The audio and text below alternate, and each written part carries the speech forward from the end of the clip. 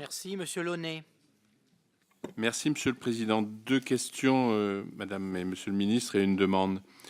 La première question sera brève et laconique. Est-ce que l'idée de l'intégration de la réserve parlementaire dans l'enveloppe globale de la DETR avance? À tout le moins, le sujet mériterait-il, à vos yeux, d'être étudié?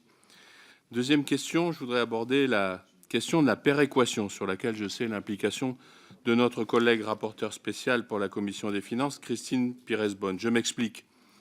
La péréquation horizontale avec le FPIC s'est introduite dans les relations entre les collectivités territoriales, entre les différentes strates, assez récemment. Je ne suis pas loin de partager une partie de l'argumentaire d'Éric Woerth. Or, le fait que ce n'est pas un impôt, le raccourci n'est pas juste et il est trop facile. Mais la péréquation verticale, celle portée par l'État, est bien plus ancienne, mais figée. J'affirme que la dotation de péréquation, composante de la DGF, ne joue pas pleinement son rôle. D'autant plus que la dotation de base de la DGF est elle-même anti-péréquatrice.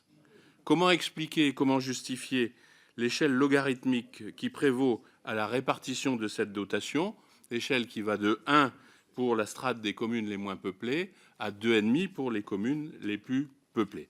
Enfin, ma demande, c'est vous demander, Madame la Ministre et Monsieur le Ministre, de répercuter à la place qui est la vôtre notre inquiétude sur, et c'est le mot employé par Olivier Dussopt dans son rapport, sur le rôle irremplaçable de l'investissement local.